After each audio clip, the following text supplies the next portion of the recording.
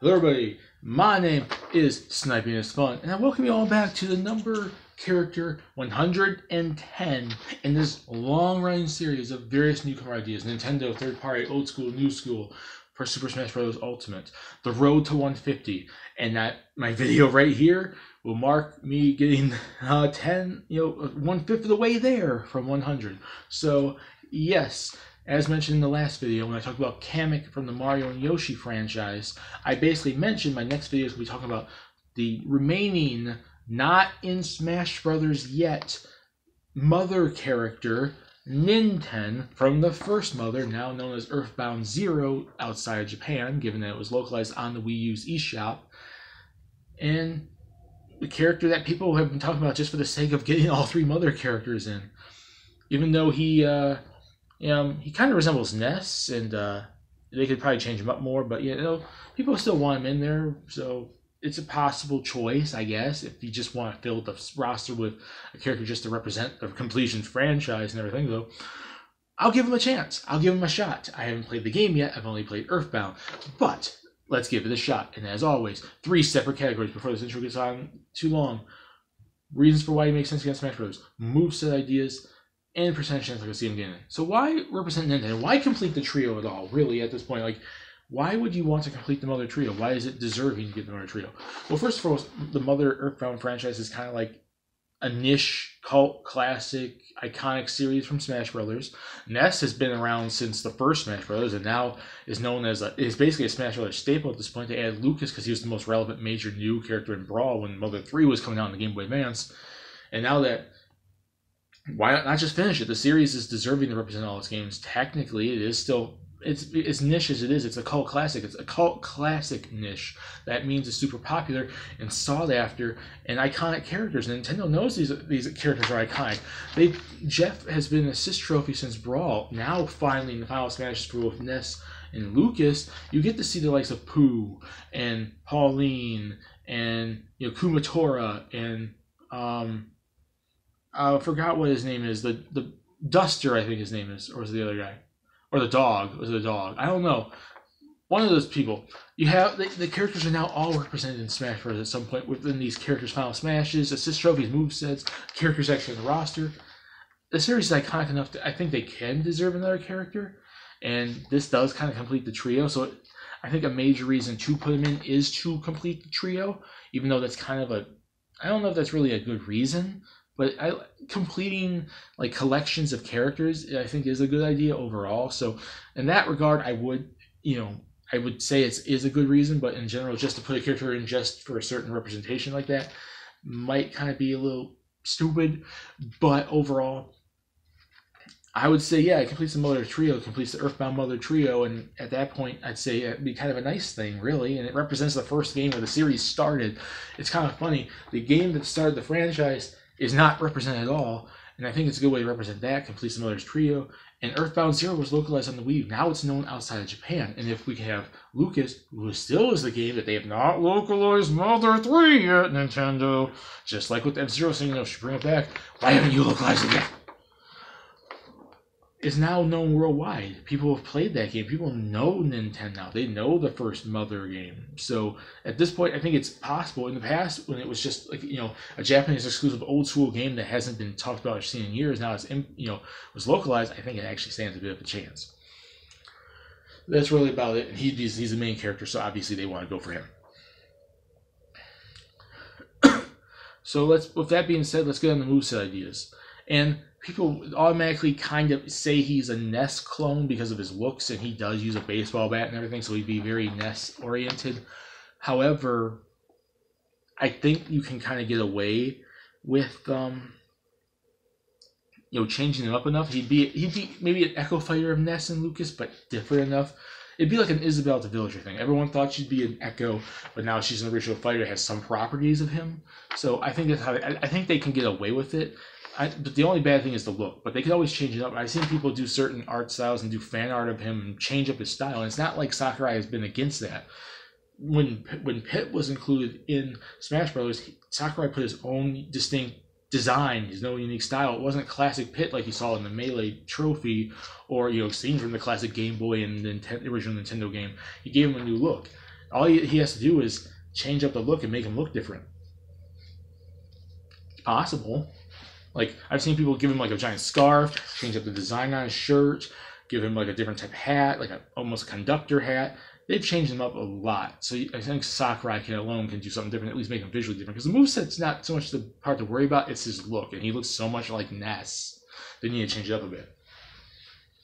So I'd say before I even get started, this will be his special ability, and it's more of a negative than a positive thing. Because I want to represent this thing from him. I like it when these characters get their own little unique abilities. Like I mentioned in the Deathborn video, him being a tank, but receiving half damage. Like how Villager can collect items and now we can see what it is. Limited sword use on Robin and tome use for Robin. Pretty much any character that has like that special ability of something they can do, but they only like the changing the Monado arts, for Shulk, different things. How characters can have their own special little features and stuff that make them different. I want to do this for him, and it's a negative thing, but I would like to represent anyways because at least it will make him a little more different than Ness. And it's a negative property, so it hurts him. So if you play as him, this is something you'd have to used to, and try to capitalize on and fight it so you can master this.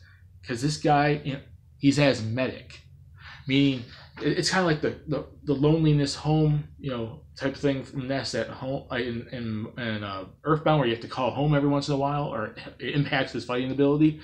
He's asthmatic, so I would say like. You can't you can't stay in the fight with him forever. You have to give him some time to rest. So after a while, maybe he has a meter. You can fight maybe for a good 3 minutes, and then you have to back off and try to stay away from your opponents. You can still attack. You can still fight. I'm not going to say you can't press A and it's like, why am I not attacking? No, his damage output would probably be halved or something. So you'd be open for not being able to do too much damage, and probably be able to receive more damage in return. So I'd say work it like that. Like he's asthmatic, he has to walk away and get some time to rest and be like, I'm ready to go back into the fight. He can still fight, but he will receive more damage and give out less damage in that small fully asthmatic state. I want to represent that. I know a lot of people will be like, why are you trying to screw up Ninten and make him weak? Peach's weak ability. Oh, I want to give him something that makes him unique and different. There's different characters in fighting games that have these negative abilities, and people master it and they can still fight as them. People play Street Fighter as frickin' Dan, and he sucks. And they master him, and you learn how to actually fight as him correctly. Use this. Master it. Like Smash Brothers isn't just I'm going up with my opponents and fighting them and beating them up. You need to master how to move around the stage. It's different than a standard, like 2D playing, like 3D playing Street Fighter Tekken type fighting game. I want to do it so it's like it makes you strategize and think differently when you play as different characters. But yes, before I get to that, I haven't talked about his moveset yet. Smash.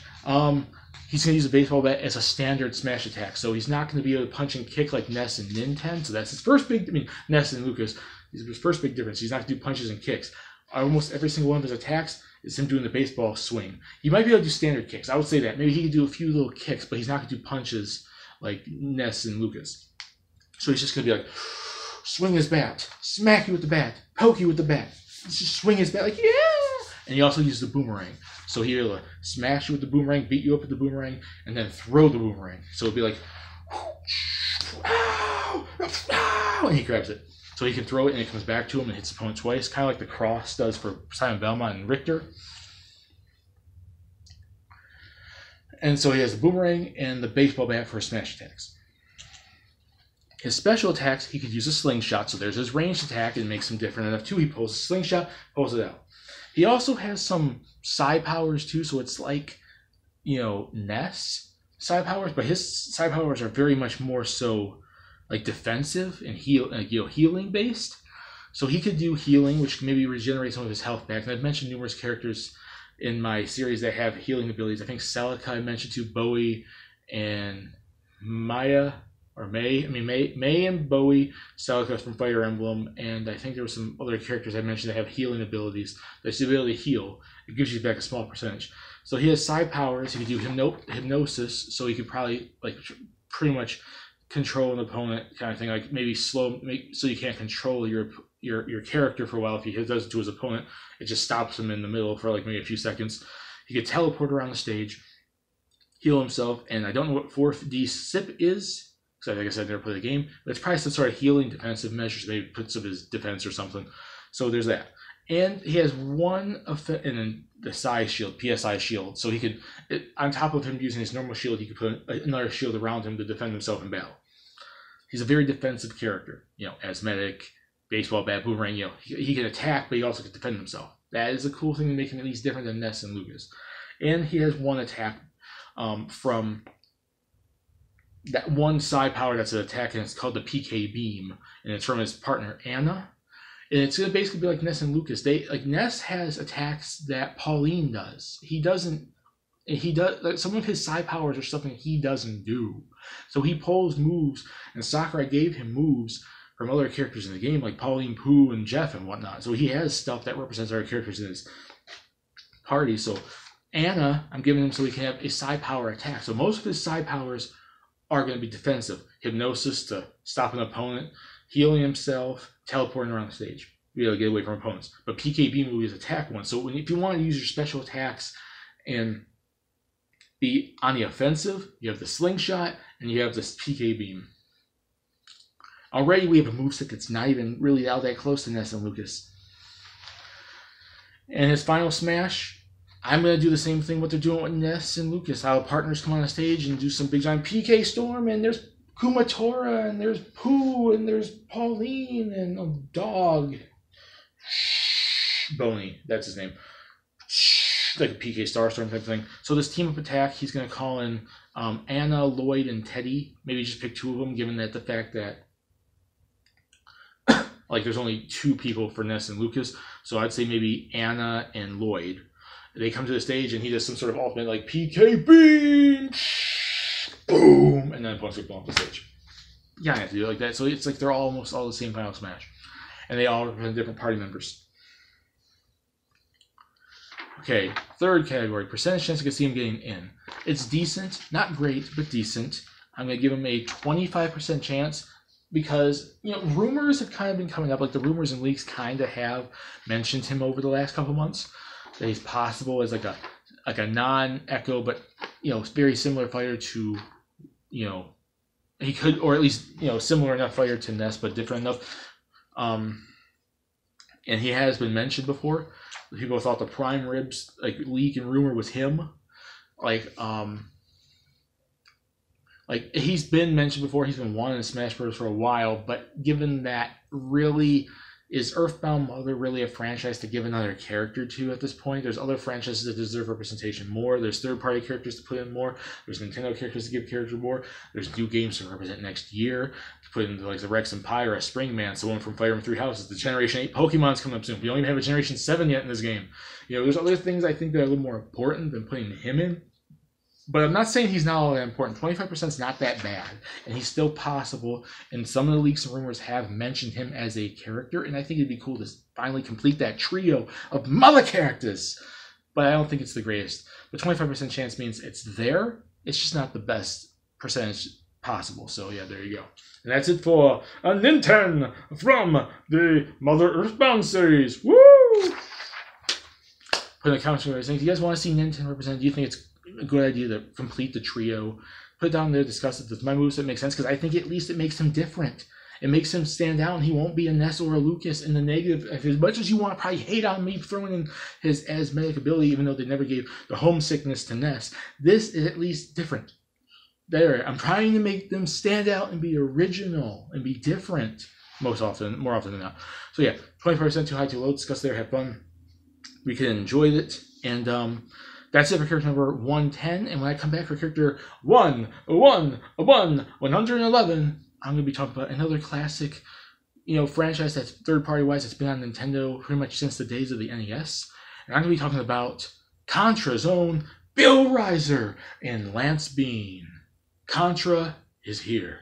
See you all later.